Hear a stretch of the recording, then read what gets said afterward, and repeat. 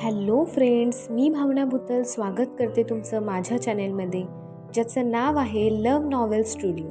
चला तर मग स्टोरीला सुरुवात करूया. पण त्याआधी चॅनेलला सबस्क्राईब केलं नसेल तर सबस्क्राईब करा आणि बेल आयकनवर क्लिक करा.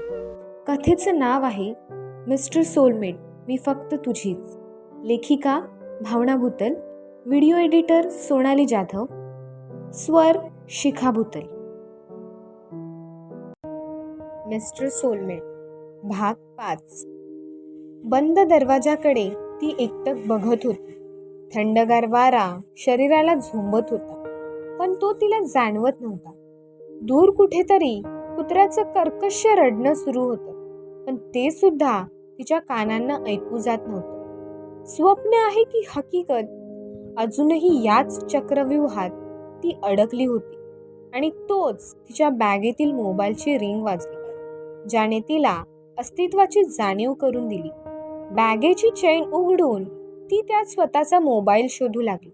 एकदम तळाशी जाऊन फसलेला तिचा मोबाईल कपड्यांच्या ढिगाऱ्यातून तिने बाहेर काढला. किलकिल्या नजरेने फोनवरील अंधुक दिसणारे नाव वाचण्याचा ती प्रयत्न करू लागली. जे वाचून एक वेगळीच चमक तिच्या डोळ्यात आली.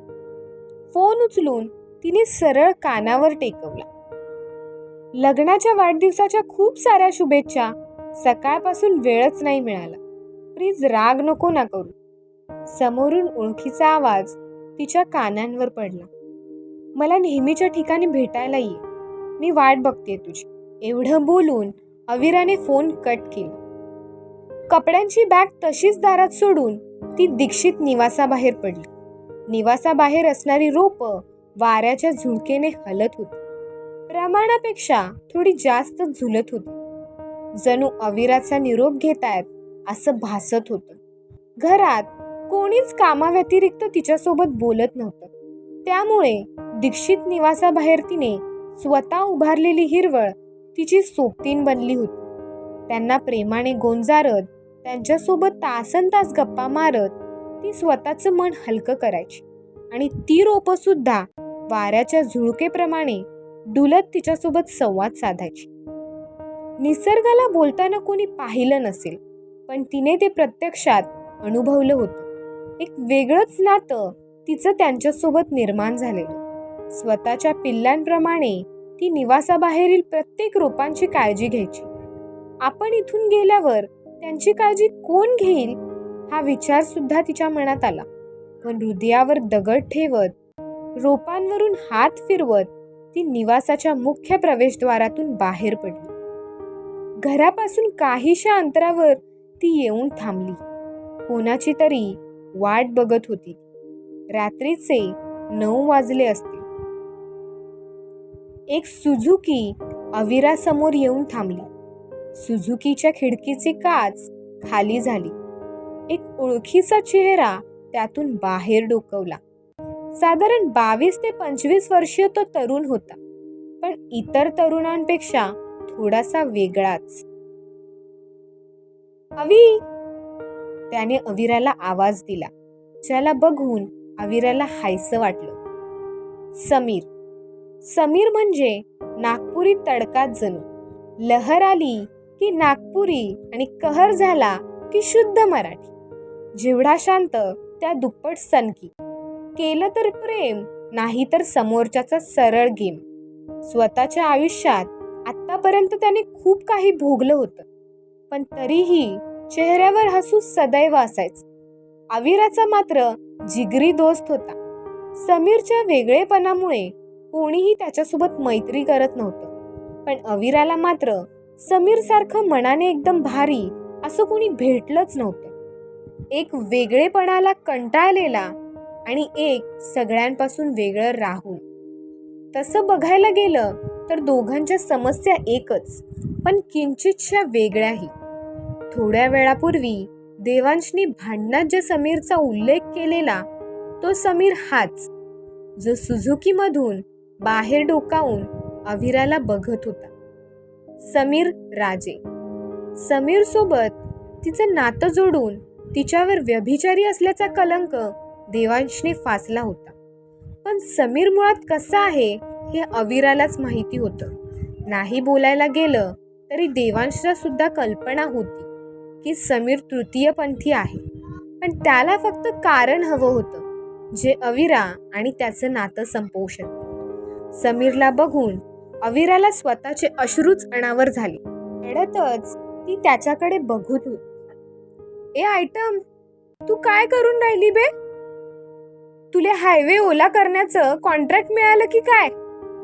समीर तिला हसवण्यासाठीच म्हणाला, पण आज अविराचं रडू काही केल्या थांबण्याचं नाव घेत नव्हतं. आत येऊन बस ना बे, मला गाडीतून बाहेर काऊन उतरवून राहिली व तू? समीरने पुन्हा म्हटले, पण अविरा रडत गुडघ्यावर बसली. तिच्यासोबत नक्कीच काहीतरी गंभीर झालंय याची कल्पना समीरला आली.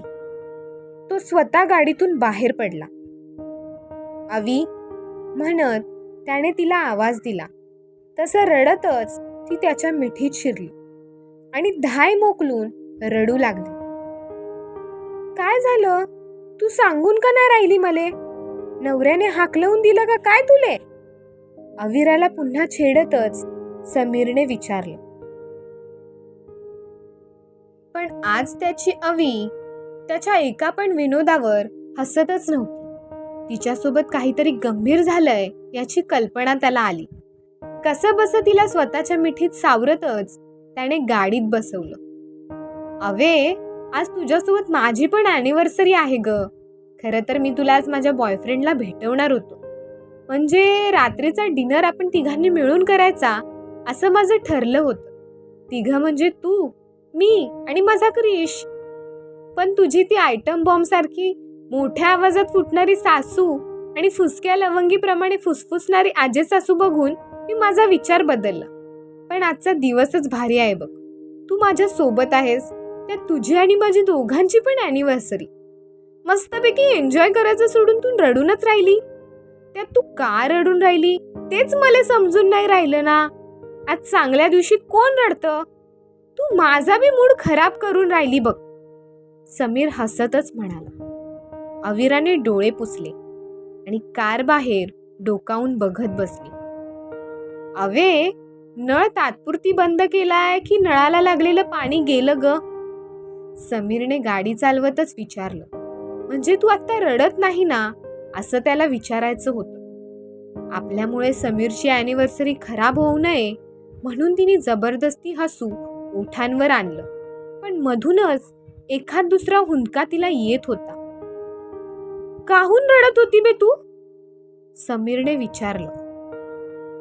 आज तुझी ॲनिव्हर्सरी आहे ना? मग आज तू माझा नको विचार करूस. तुझ्या बॉयफ्रेंडचा विचार कर फक्त. बॉयफ्रेंडसाठी गिफ्ट घेतलं की नाही?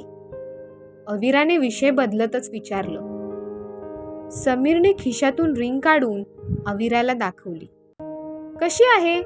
स्टेअरिंगवर हात फिरवतच त्याने अविराला विचारलं. मस्तच, अविरा उत्तरली आणि खिडकीबाहेर डोकं टाकून ती बसली. वाऱ्याची झुळूक तिच्या चेहऱ्याला स्पर्शून जात होती. अधूनमधून डोळ्यांतून येणाऱ्या पाण्याला सुद्धा सुखवत होती. समीरने गाडी हॉटेल सृष्टीबाहेर पार्क केली. मुंबईतील नावाजलेल्या पंचतारांकित हॉटेलमधील ते एक हॉटेल होतं. अवे चल म्हणत त्याने अविराला गाडी बाहेर यायला सांगितलं. माझा मूड नाही रे आज. मी तुम्हा दोघांत काय करू? तुम्ही दोघं एन्जॉय करा तुमची ॲनिव्हर्सरी. मी इथेच ठीक आहे. अविरा चेहरा पाडतच म्हणाली. पण समीर तिला एकटीला सोडून जायला तयार नव्हता. तिला जबरदस्ती तो स्वतःसोबत घेऊन आला. पंचतारांकित हॉटेलमध्ये ती पहिल्यांदाच पाऊल ठेवत होती. त्यात नजरेने तिला काही स्पष्ट असं दिसत नव्हतं, म्हणून मध्येच अडखळत सुद्धा होती. समीरचा दंड घट्ट पकडत तो नेईल तसं ती जात होती. समीरची नजर क्रिशला शोधत होती. सॅम, क्रिशने समीरला आवाज दिला. एकंदरीत क्रिश आणि समीरचा अवतार सारखाच. वाढवून केसांना केलेली स्ट्रेटनिंग, एका कानात लोंबकळणारी बाली, दंडापासून मनगटापर्यंत काढलेले टॅटू आणि सडपातळ बांधा. दोघांकडे बघता ते कोणत्याच दृष्टिकोनातून पुरुष दिसत नव्हते. त्यात भर म्हणून क्रिशने तर स्वतःचं नाक सुद्धा टोचलं होतं. आज अॅनिव्हर्सरी म्हणून दोघांनी कपडे सुद्धा सारख्याच रंगाचे घातले होते. तो रंग सुद्धा भडक लाल. ही अविरा का? क्रिशने सुरातच विचारलं. दिसायला आहे की नाही आयटम? अविराच्या खांद्यावर हात टाकतच समीरने विचारलं. Beautiful and gorgeous. क्रिश अविराची स्तुती करतच म्हणाला. त्याच्या तोंडून स्वतःची स्तुती ऐकून अविराच्या कानाभोवती देवांश आणि त्रिशाचे शब्द घुटमळू लागले. डोळे पाण्याने भरणार, पण त्याआधीच तिने स्वतःला सावरलं. ओठांवर जबरदस्तीचं हसू आणत तिने क्रिश समोर उजवा हात केला. खूप क्यूट आहेस तू पण. समीर नेहमी सांगत असतो मला तुझ्याबद्दल. ओठांवर हसू आणत क्रिश सोबत हात मिळवणी करतच ती म्हणाली. क्रिश दोघांनाही घेऊन एका टेबलवर आला, जिथे समीरसाठी ॲनिव्हर्सरी गिफ्ट म्हणून केक आणि वाईनची बॉटल आधीच आणून ठेवली होती. सोबत एक गिफ्ट बॉक्स सुद्धा होता, जे बघून समीरला आश्चर्याचा सुखद धक्का बसला. तो थेट क्रिशच्या गळ्यातच पडला. समीरला खुश बघून अविरा सुद्धा खुश झाली. दोघांचीही केक कटिंग आणि वाईन उडवत एकदम हटके सेलिब्रेशन सुरू होतं. अविरा सुद्धा त्यात स्वतःला सामील करून घेऊ लागली. क्रिशने वाईन भरून एक ग्लास तिच्या समोर ठेवला. मी दारू वगैरे पित नाही, सॉरी, मला हे नको, म्हणत अविराने भरलेला ग्लास पुढे लोटला. वाईन आहे ग ती, तिला दारू बोलून तिची इज्जत काऊन घालवून राहिली बे तू? पिऊन बघ, असे म्हणत समीरने पुन्हा तिच्या समोर ग्लास केला. गाईज लेट्स चिअर्स, म्हणत क्रिशने स्वतःच्या वाईनचा ग्लास वर धरला. तसं समीरने स्वतःचा ग्लास त्याच्या ग्लासला चिकटवून धरला. दोघेही अविराकडे पाहू लागले. ती मात्र तोंड पाडतच त्या दोघांकडे बघत होती. कम ऑन डार्लिंग, समीर अविराला म्हणाला. तसं तिने स्वतःच ग्लास हातात पकडत दोघांचेही ग्लास जवळ धरला. एक सेल्फी, म्हणत क्रिशने दोघांचाही फोटो त्यात कैद केला. 1, 2, 3, समीर म्हणाला. तसं क्रिश आणि त्याने झटक्यातच ग्लास रिकामा करत टेबलवर ठेवलं. अवे पी की ग, ग्लासभर वाईनने चढत नाही तुला, समीर म्हणाला. एकटक हातातील ग्लासकडे ती पाहू लागली आणि नंतर मात्र एका घोटात तिने ग्लास रिकामा केला. घशाला थोडीशी जळजळ तिने अनुभवली. क्षणभर डोळे घट्ट मिटून ती तिथेच बसली होती. कशी वाटली? समीरने विचारले. तिने नकारार्थी मान डोलावली आणि शांत बसून राहिली. वाईनची चव तिला फारशी काही आवडली नव्हती. समीर आणि क्रिशच्या गप्पा गोष्टी रंगल्या. अविरा समीरच्या जागी क्रिशला तर क्रिशच्या जागी समीरला बघत होती. खरं तर वाईनची नशा मेंदूत भिनायला सुरुवात झाली होती. त्यांचं एकमेकांवर सुरू असलेलं प्रेम बघून ती एकटीच गालातल्या गालात हसत होती. समोर असलेली वाईनची बॉटल तिने हातात घेतली आणि पुन्हा स्वतःचा ग्लास भरला. मनात तिने देवांश आणि स्वतःबद्दल बनवलेली चित्र तिला आजूबाजूला दिसू लागले. तोच दूर एका टेबलवर बसलेल्या व्यक्तीकडे तिचं लक्ष गेलं. देवांश? स्वतःशीच ती पुटपुटली आणि त्या टेबलच्या दिशेने जाऊ लागली. अवे कुठे चालली? समीरने तिचा हात पकडत तिला अडवले. देवांश, तिने दूर बसलेल्या व्यक्तीकडे बोट दाखवलं. समीरने त्या दिशेने पाहिलं. अंगावर ब्लेझर चढवून त्या टेबलवर एक व्यक्ती बसलेला दिसत होता. त्याने तोंडासमोर धरलेल्या ग्लासामुळे त्याचा चेहरा स्पष्टपणे दिसत नव्हता, पण त्याची नजर मात्र अविराच्याच दिशेने होती. कोण होतं त्या टेबलवर? देवांश की तो ज्याच्यासोबत अविराने अख्खी रात्र घालवली? कळेलच पुढील भागात. कथा आवडत असेल तर कमेंट करून नक्की कळवा.